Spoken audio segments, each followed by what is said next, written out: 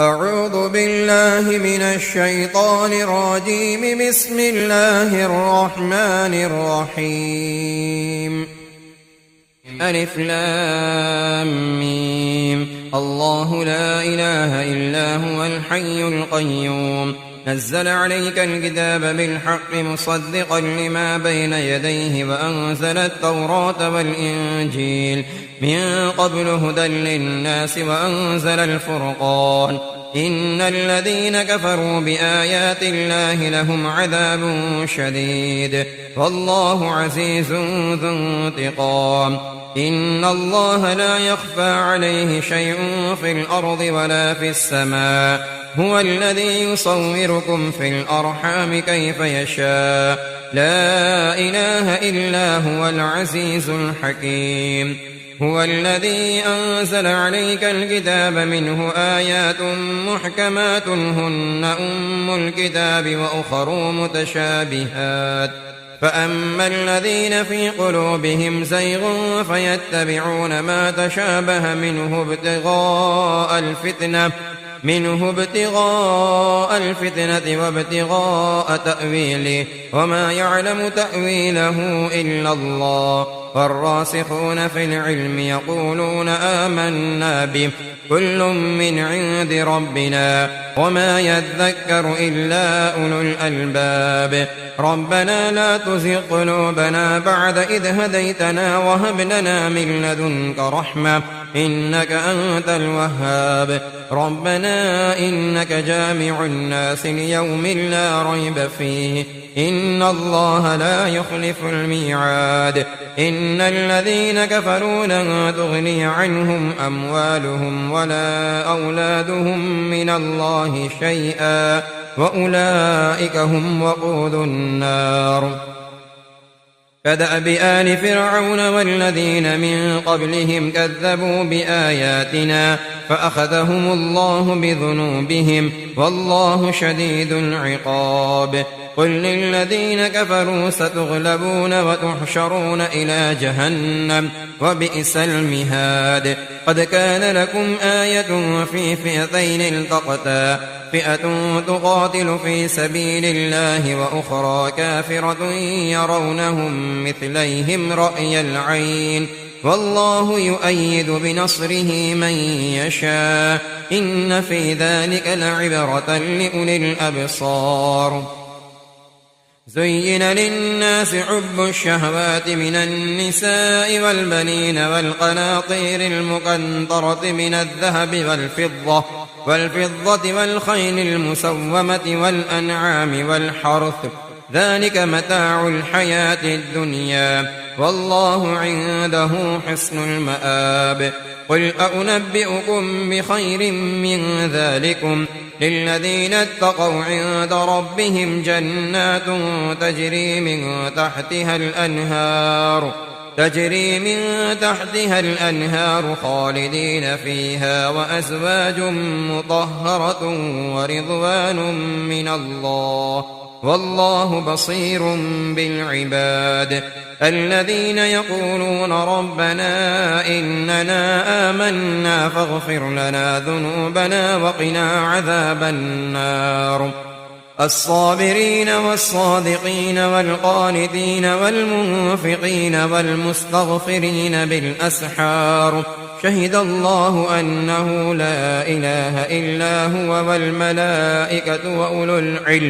وأولو العلم قائما بالقسط. لا إله إلا هو العزيز الحكيم. إن الدين عند الله الإسلام وما اختلف الذين أوتوا الكتاب إلا من بعد ما جاءهم العلم بغيا بينهم ومن يكفر بآيات الله فإن الله سريع الحساب. فإن حاجوك فقل أسلمت وجهي لله ومن اتبعني وقل للذين أوتوا الكتاب والأميين أأسلمتم فإن أسلموا فقد اهتدوا وإن تولوا فإنما عليك البلاغ والله بصير بالعباد. إن الذين يكفرون بآيات الله ويقتلون النبيين بغير حق ويقتلون الذين يأمرون بالقسط من الناس فبشرهم بعذاب أليم. أولئك الذين حبطت أعمالهم في الدنيا والآخرة وما لهم من ناصرين. ألم تر إلى الذين أوتوا نصيبا من الكتاب يدعون إلى كتاب الله ليحكم بينهم ثم يتولى فريق منهم وهم معرضون. ذلك بأنهم قالوا لن تمسنا النار إلا أياما معدودات وغرهم في دينهم ما كانوا يفترون. فكيف إذا جمعناهم ليوم لا ريب فيه ووفيت كل نفس ما كسبت وهم لا يظلمون. قل اللهم مالك الملك تؤتي الملك من تشاء وتنزع الملك ممن تشاء وتعز من تشاء وتذل من تشاء بيدك الخير إنك على كل شيء قدير. تولج الليل في النهار وتولج النهار في الليل وتخرج الحي من الميت وتخرج الميت من الحي وترزق من تشاء بغير حساب. لا يتخذ المؤمنون الكافرين أولياء من دون المؤمنين ومن يفعل ذلك فليس من الله في شيء إلا أن تتقوا منهم تقاه ويحذركم الله نفسه وإلى الله المصير. قل إن تخفوا ما في صدوركم أو تبدوه يعلمه الله ويعلم ما في السماوات وما في الأرض والله على كل شيء قدير. يوم تجد كل نفس ما عملت من خير محضرا وما عملت من سوء تود لو أن بينها وبينه أمدا بعيدا ويحذركم الله نفسه والله رءوف بالعباد. قل إن كنتم تحبون الله فاتبعوني يحببكم الله ويغفر لكم ذنوبكم والله غفور رحيم. قل أطيعوا الله والرسول فإن تولوا فإن الله لا يحب الكافرين. إن الله اصطفى آدم ونوحا وآل إبراهيم وآل عمران على العالمين ذرية بعضها من بعض والله سميع عليم.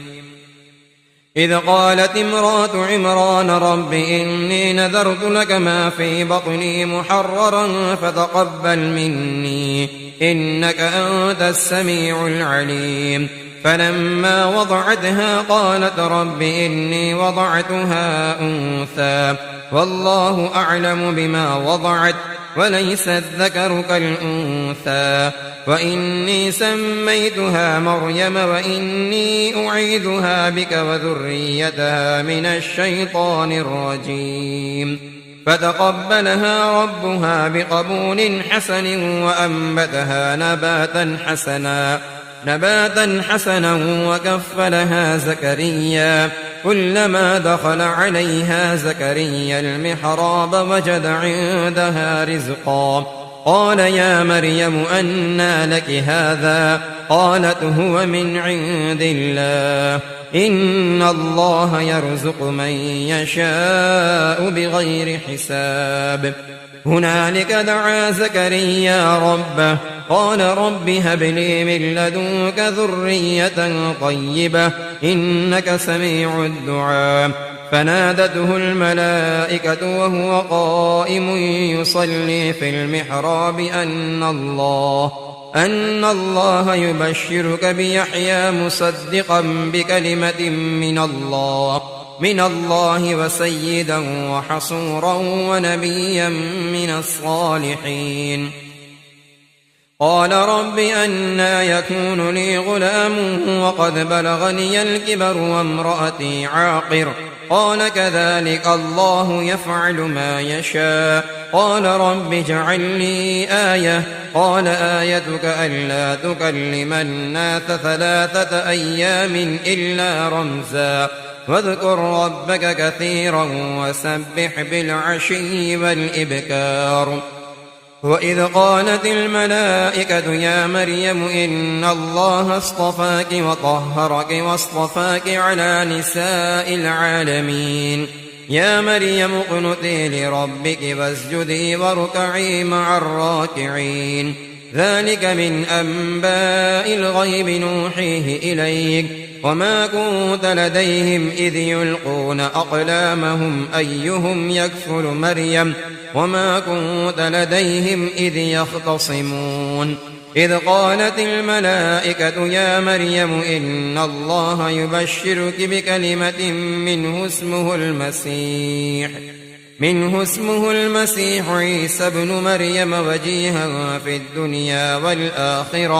والآخرة ومن المقربين ويكلم الناس في المهد وكهلا ومن الصالحين قالت رب أنى يكون لي ولد ولم يمسسني بشر قال كذلك الله يخلق ما يشاء إذا قضى أمرا فإنما يقول له كن فيكون ويعلمه الكتاب والحكمة والتوراة والإنجيل ورسولا إلى بني إسرائيل أني قد جئتكم بآية من ربكم أني أخلق لكم من الطين كهيئة الطير فأنفخ فيه فيكون طيرا بإذن الله وأبرئ الأكمه والأبرص وأحيي الموتى بإذن الله وأنبئكم بما تأكلون وما تدخرون في بيوتكم إن في ذلك لآية لكم إن كنتم مؤمنين ومصدقا لما بين يدي من التوراة ولأحل لكم بعض الذي حرم عليكم وجئتكم بآية من ربكم فاتقوا الله وأطيعون إن الله ربي وربكم فاعبدوه هذا صراط مستقيم فلما أحس عيسى منهم الكفر قال من أنصاري إلى الله قال الحواريون نحن أنصار الله آمنا بالله واشهد بأننا مسلمون ربنا آمنا بما أنزلت واتبعنا الرسول فاكتبنا مع الشاهدين ومكروا ومكر الله والله خير الماكرين إذ قال الله يا عيسى إني متوفيك ورافعك إلي ومطهرك من الذين كفروا وجاعل الذين اتبعوك فوق الذين كفروا إلى يوم القيامة ثم إلي مرجعكم فأحكم بينكم فيما كنتم فيه تختلفون فأما الذين كفروا فأعذبهم عذابا شديدا في الدنيا والآخرة وما لهم من ناصرين وأما الذين آمنوا وعملوا الصالحات فيوفيهم أجورهم والله لا يحب الظالمين ذلك نتلوه عليك من الآيات والذكر الحكيم إن مثل عيسى عند الله كمثل آدم خلقه من تراب ثم قال له كن فيكون الحق من ربك فلا تكن من الممترين فمن حاجك فيه من بعد ما جاءك من العلم فقل تعالوا ندع أبناءنا وأبناءكم ونساءنا ونساءكم وأنفسنا وأنفسكم ثم نبتهل فنجعل لعنة الله على الكاذبين إن هذا لهو القصص الحق وما من إله إلا الله وإن الله لهو العزيز الحكيم فإن تولوا فإن الله عليم بالمفسدين قل يا أهل الكتاب تعالوا إلى كلمة سواء بيننا وبينكم ألا نعبد إلا الله ولا نشرك به شيئا ولا يتخذ بعضنا بعضا أربابا من دون الله فإن تولوا فقولوا اشهدوا بأننا مسلمون يا أهل الكتاب لم تحاجون في إبراهيم وما أنزلت التوراة والإنجيل إلا من بعده أفلا تعقلون ها أنتم هؤلاء حاججتم فيما لكم به علم فلم تحاجون فيما ليس لكم به علم والله يعلم وأنتم لا تعلمون ما كان إبراهيم يهوديا ولا نصرانيا ولكن كان حنيفا مسلما وما كان من المشركين إن أولى الناس بإبراهيم للذين اتبعوه وهذا النبي والذين آمنوا والله ولي المؤمنين ودت طائفة من أهل الكتاب لو يضلونكم وما يضلون إلا أنفسهم وما يشعرون يا أهل الكتاب لم تكفرون بآيات الله وأنتم تشهدون يا أهل الكتاب لم تلبسون الحق بالباطل وتكتمون الحق وأنتم تعلمون وقالت طائفة من أهل الكتاب آمنوا بالذي أنزل على الذين آمنوا وجه النهار واكفروا آخره لعلهم يرجعون ولا تؤمنوا إلا لمن تبع دينكم قل إن الهدى هدى الله أن يؤتى أحد مثل ما أوتيتم أو يحاجوكم عند ربكم قل إن الفضل بيد الله يؤتيه من يشاء والله واسع عليم يختص برحمته من يشاء والله ذو الفضل العظيم ومن أهل الكتاب من إن تأمنه بقنطار يؤده إليك ومنهم من إن تأمنه بدينار لا يؤده إليك إلا ما دمت عليه قائما ذلك بأنهم قالوا ليس علينا في الأميين سبيل ويقولون على الله الكذب وهم يعلمون بلى من أوفى بعهده واتقى فإن الله يحب المتقين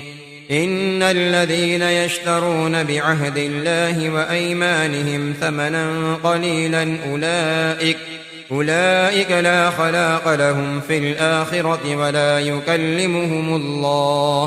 ولا يكلمهم الله ولا ينظر إليهم يوم القيامة ولا يزكيهم ولهم عذاب أليم وإن منهم لفريقا يلوون ألسنتهم بالكتاب لتحسبوه من الكتاب وما هو من الكتاب ويقولون هو من عند الله وما هو من عند الله ويقولون على الله الكذب وهم يعلمون ما كان لبشر أن يؤتيه الله الكتاب والحكم والنبوة ثم يقول للناس كونوا عبادا لي من دون الله ولكن كونوا ربانيين بما كنتم تعلمون الكتاب وبما كنتم تدرسون ولا يأمركم أن تتخذوا الملائكة والنبيين أربابا أيأمركم بالكفر بعد إذ أنتم مسلمون وإذ أخذ الله ميثاق النبيين لما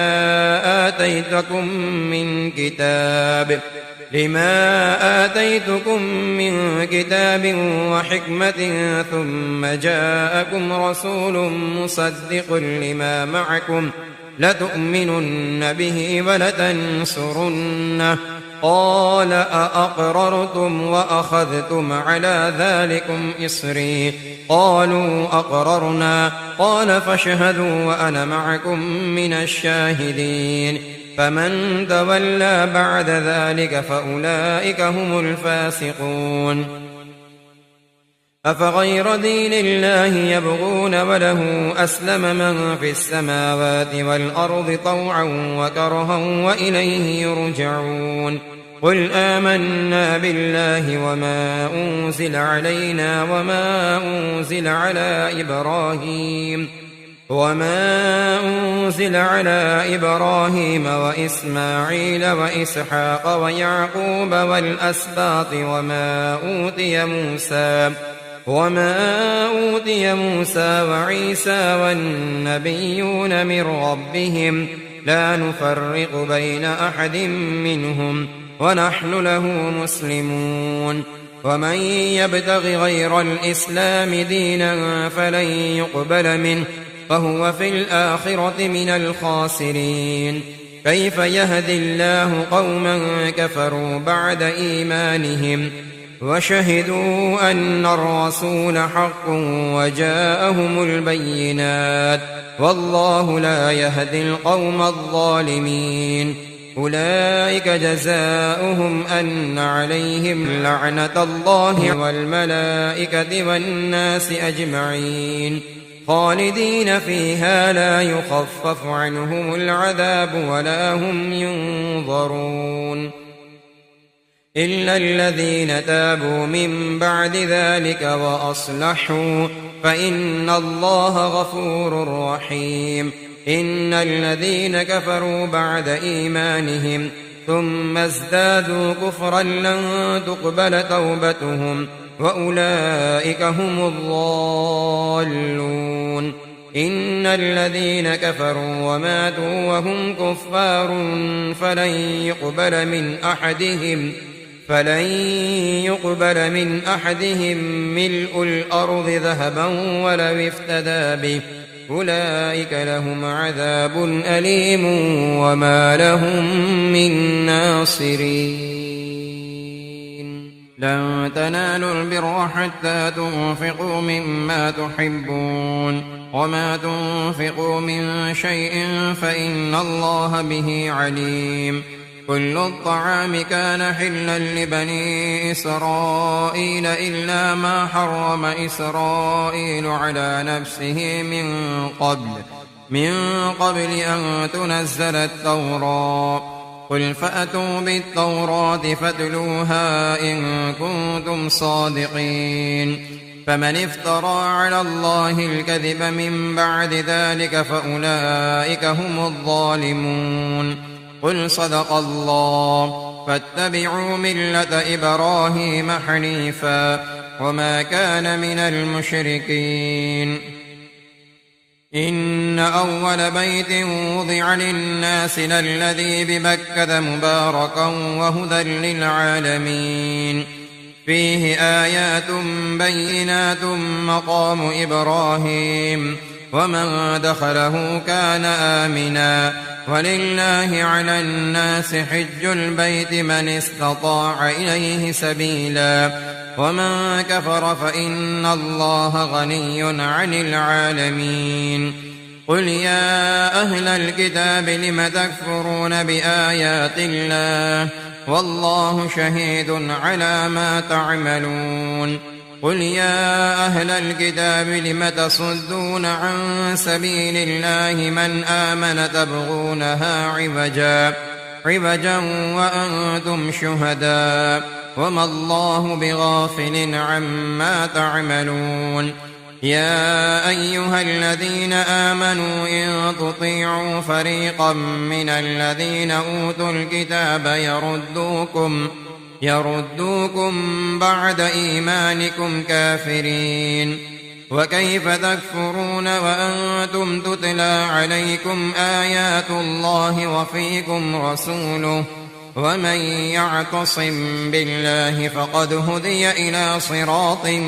مستقيم يا أيها الذين آمنوا اتقوا الله حق تقاته ولا تموتن إلا وأنتم مسلمون واعتصموا بحبل الله جميعا ولا تفرقوا واذكروا نعمة الله عليكم إذ كنتم أعداء فألف بين قلوبكم فأصبحتم بنعمته إخوانا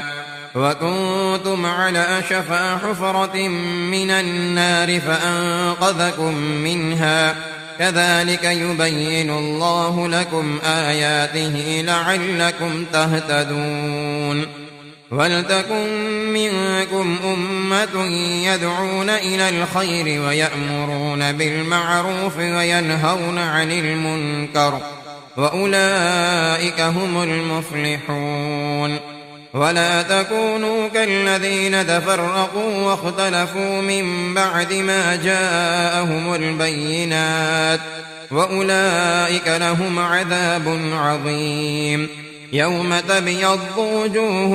وتسود وجوه فأما الذين اسودت وجوههم أكفرتم بعد إيمانكم فذوقوا العذاب بما كنتم تكفرون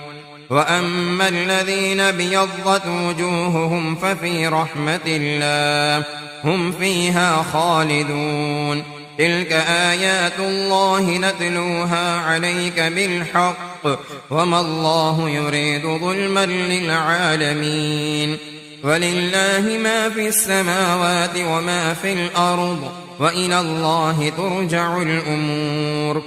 كنتم خير أمة أخرجت للناس تأمرون بالمعروف وتنهون عن المنكر وتؤمنون بالله ولو آمن أهل الكتاب لكان خيرا لهم منهم المؤمنون وأكثرهم الفاسقون لن يضروكم إلا أذى وإن يقاتلوكم يولوكم الأدبار ثم لا ينصرون ضربت عليهم الذلة أينما ثقفوا إلا بحبل من الله وحبل من الناس وباءوا بغضب من الله وضربت عليهم المسكنة ذلك بأنهم كانوا يكفرون بآيات الله ويقتلون الأنبياء بغير حق ذلك بما عصوا وكانوا يعتدون ليسوا سواء من أهل الكتاب أمة قائمة يتلون آيات الله آناء الليل وهم يسجدون يؤمنون بالله واليوم الآخر ويأمرون بالمعروف وينهون عن المنكر ويسارعون في الخيرات وأولئك من الصالحين وما يفعلوا من خير فلن يكفروا والله عليم بالمتقين إن الذين كفروا لن تغني عنهم أموالهم ولا أولادهم من الله شيئا وأولئك أصحاب النار هم فيها خالدون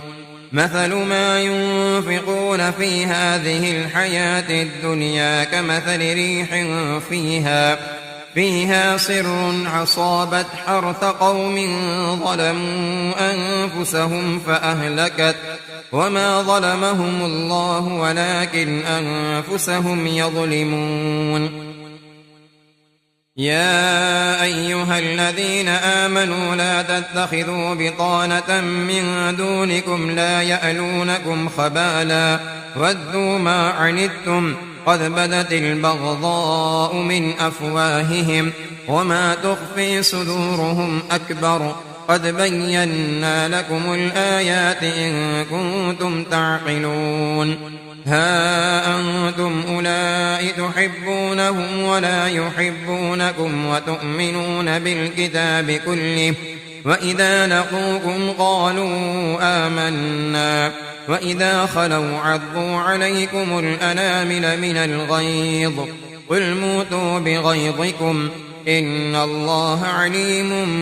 بذات الصدور إن تمسسكم حسنة تسؤهم وإن تصبكم سيئة يفرحوا بها وإن تصبروا وتتقوا لا يضركم كيدهم شيئا إن الله بما يعملون محيط وإذ غدوت من أهلك تبوئ المؤمنين مقاعد للقتال والله سميع عليم إذ هم الطائفتان منكم أن تفشلا والله وليهما وعلى الله فليتوكل المؤمنون ولقد نصركم الله ببدر وأنتم أذلة فاتقوا الله لعلكم تشكرون إذ تقول للمؤمنين ألن يكفيكم أن يمدكم ربكم ب3,000 من الملائكة منزلين بلى إن تصبروا وتتقوا ويأتوكم من فورهم هذا يمددكم ربكم ب5,000 من الملائكة مسومين وما جعله الله إلا بشرى لكم ولتطمئن قلوبكم به وما النصر إلا من عند الله العزيز الحكيم ليقطع طرفا من الذين كفروا أو يكبتهم فينقلبوا خائبين ليس لك من الأمر شيء أو يتوب عليهم أو يعذبهم فإنهم ظالمون ولله ما في السماوات وما في الأرض يغفر لمن يشاء ويعذب من يشاء والله غفور رحيم يا أيها الذين آمنوا لا تأكلوا الربا أضعافا مضاعفة واتقوا الله لعلكم تفلحون واتقوا النار التي أعدت للكافرين وأطيعوا الله والرسول لعلكم ترحمون وسارعوا إلى مغفرة من ربكم وجنة عرضها السماوات والأرض أعدت للمتقين الذين ينفقون في السراء والضراء والكاظمين الغيظ والعافين عن الناس والله يحب المحسنين والذين إذا فعلوا فاحشة أو ظلموا أنفسهم ذكروا الله فاستغفروا لذنوبهم ومن يغفر الذنوب إلا الله ولم يصروا على ما فعلوا وهم يعلمون أولئك جزاؤهم مغفرة من ربهم وجنات تجري من تحتها الأنهار خالدين فيها ونعم أجر العاملين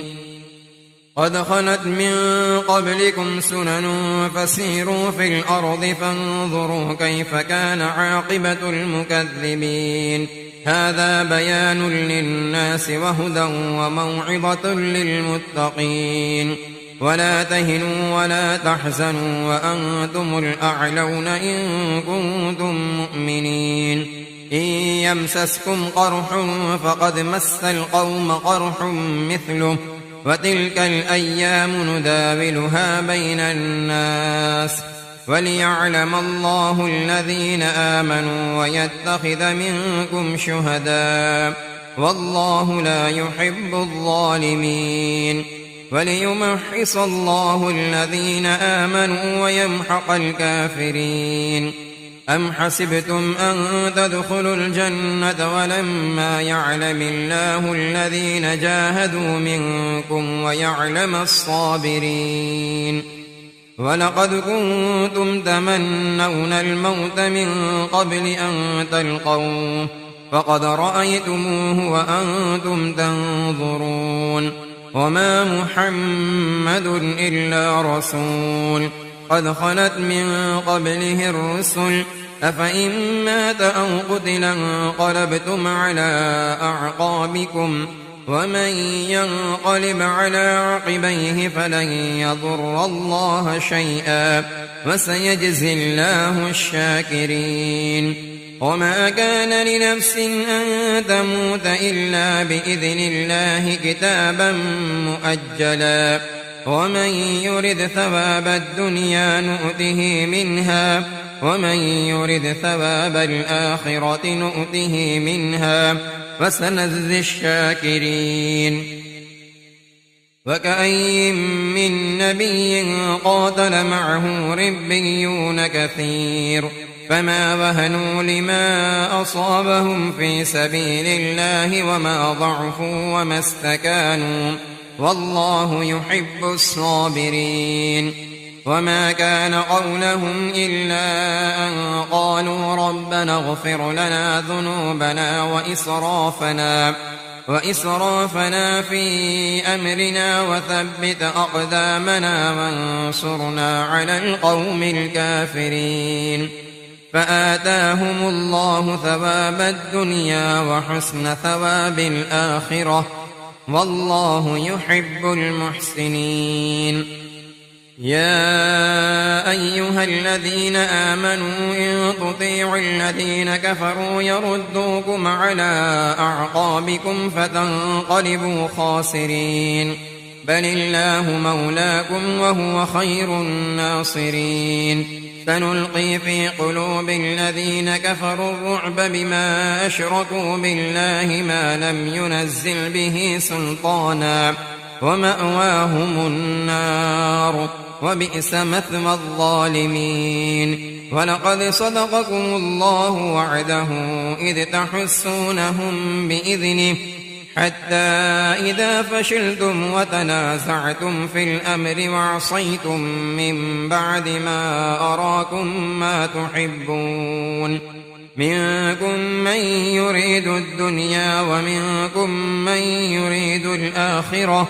ثم صرفكم عنهم ليبتليكم ولقد عفا عنكم والله ذو فضل على المؤمنين إذ تسعدون ولا تلوون على أحد والرسول يدعوكم في أخراكم فأثابكم غما بغم لكي لا تحزنوا على ما فاتكم ولا ما أصابكم والله خبير بما تعملون ثم أنزل عليكم من بعد الغم أمنة نعاسا يغشى طائفة منكم وطائفة قد أهمتهم أنفسهم يظنون بالله غير الحق ظن الجاهلية يقولون هل لنا من الأمر من شيء قل إن الأمر كله لله يخفون في أنفسهم ما لا يبدون لك يقولون لو كان لنا من الأمر شيء ما قتلنا هاهنا قل لو كنتم في بيوتكم لبرز الذين كتب عليهم القتل إلى مضاجعهم وليبتلي الله ما في صدوركم وليمحص ما في قلوبكم والله عليم بذات الصدور إن الذين تولوا منكم يوم التقى الجمعان إنما استزلهم الشيطان ببعض ما كسبوا ولقد عفى الله عنهم إن الله غفور حليم. يا أيها الذين آمنوا لا تكونوا كالذين كفروا وقالوا لإخوانهم إذا ضربوا في الأرض أو كانوا غزا لو كانوا عندنا ما ماتوا وما قتلوا ليجعل الله ذلك حسرة في قلوبهم والله يحيي ويميت والله بما تعملون بصير. ولئن قتلتم في سبيل الله أو متم لمغفرة من الله ورحمة خير مما يجمعون. ولئن متم أو قتلتم لإلى الله تحشرون. فبما رحمة من الله لنت لهم ولو كنت فظا غليظ القلب لانفضوا من حولك فاعف عنهم واستغفر لهم وشاورهم في الأمر فإذا عزمت فتوكل على الله إن الله يحب المتوكلين. إن ينصركم الله فلا غالب لكم وإن يخذلكم فمن ذا الذي ينصركم من بعده وعلى الله فليتوكل المؤمنون. وما كان لنبي أن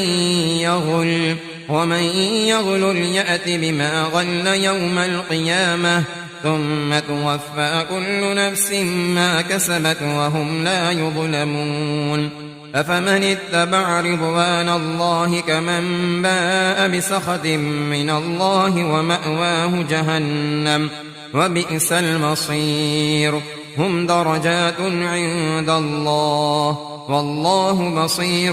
بما يعملون. لقد من الله على المؤمنين إذ بعث فيهم رسولا من أنفسهم يتلو عليهم آياته ويزكيهم ويعلمهم الكتاب والحكمة وإن كانوا من قبل لفي ضلال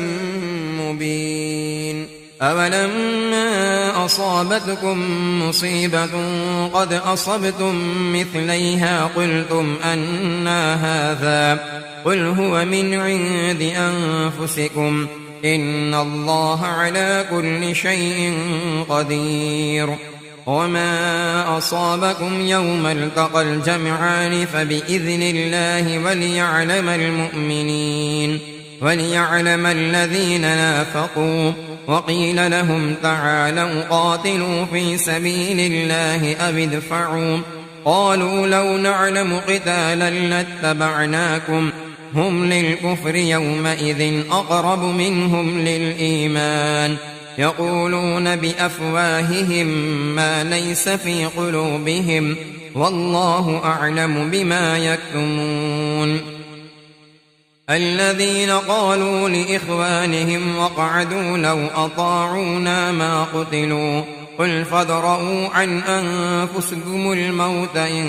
كنتم صادقين. ولا تحسبن الذين قتلوا في سبيل الله أمواتا بل أحياء عند ربهم يرزقون فرحين بما آتاهم الله من فضله ويستبشرون بالذين لم يلحقوا بهم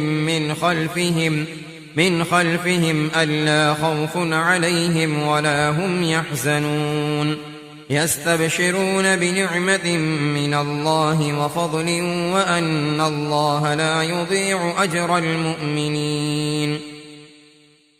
الذين استجابوا لله والرسول من بعد ما أصابهم القرح للذين أحسنوا منهم واتقوا أجر عظيم. الذين قال لهم الناس إن الناس قد جمعوا لكم فاخشوهم فزادهم إيمانا وقالوا حسبنا الله ونعم الوكيل.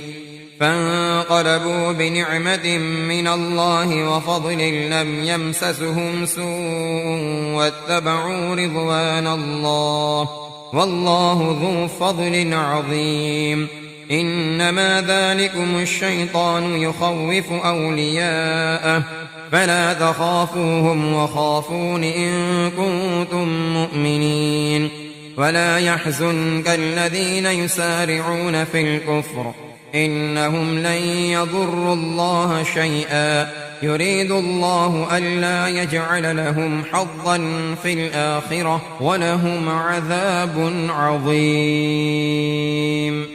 يريد الله ألا يجعل لهم حظا في الآخرة ولهم عذاب عظيم. إن الذين اشتروا الكفر بالإيمان لن يضروا الله شيئا ولهم عذاب أليم. ولا يحسبن الذين كفروا أنما نملي لهم خير لأنفسهم إنما نملي لهم ليزدادوا إثما ولهم عذاب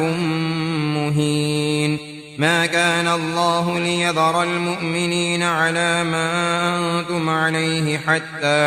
حتى يميز الخبيث من الطيب وما كان الله ليطلعكم على الغيب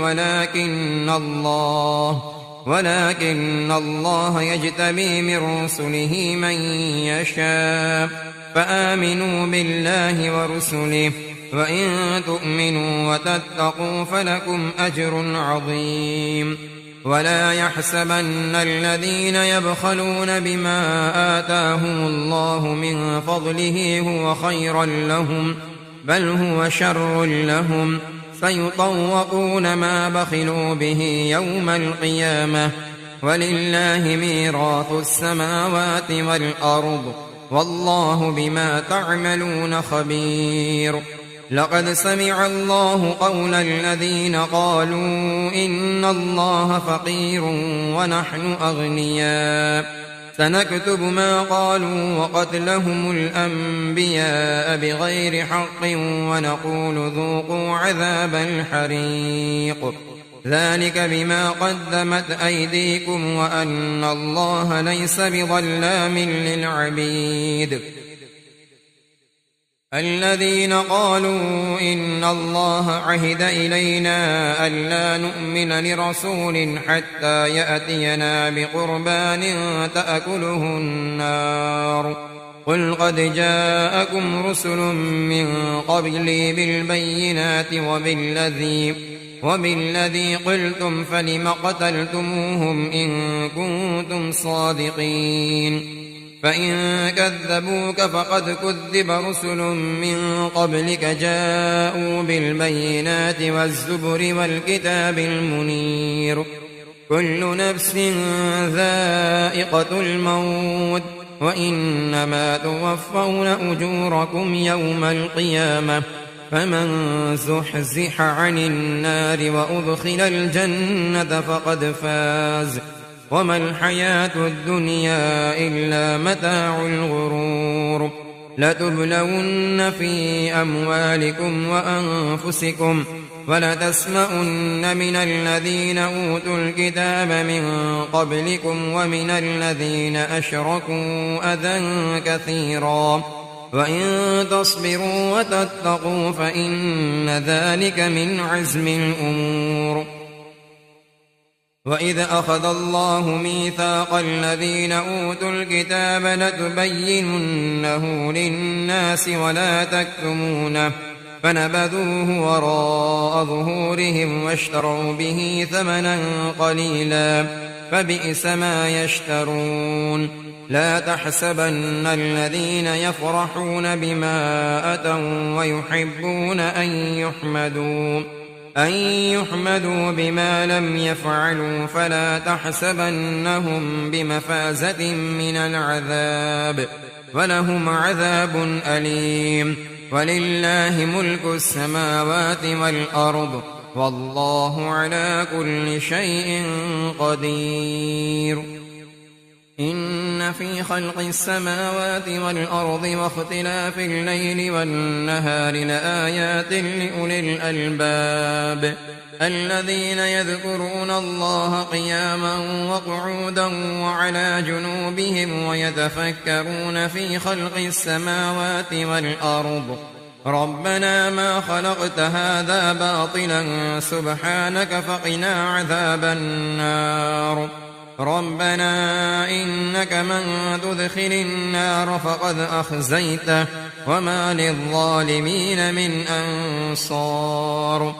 ربنا إننا سمعنا مناديا ينادي للإيمان أن آمنوا بربكم فآمنا ربنا فاغفر لنا ذنوبنا وكفر عنا سيئاتنا وتوفنا مع الأبرار ربنا وآتنا ما وعدتنا على رسلك ولا تخزنا يوم القيامة إنك لا تخلف الميعاد فاستجاب لهم ربهم أني لا أضيع عمل عامل منكم من ذكر أو أنثى بعضكم من بعض فالذين هاجروا وأخرجوا من ديارهم وأوذوا في سبيلي وقاتلوا وقتلوا لأكفرن عنهم سيئاتهم ولأدخلنهم جنات تجري من تحتها الأنهار ثوابا من عند الله والله عنده حسن الثواب لا يغرنك تقلب الذين كفروا في البلاد متاع قليل ثم مأواهم جهنم وبئس المهاد لكن الذين اتقوا ربهم لهم جنات تجري من تحتها الأنهار خالدين فيها نزلا من عند الله وما عند الله خير للأبرار وإن من أهل الكتاب لمن يؤمن بالله وما أنزل إليكم وما أنزل إليهم خاشعين لله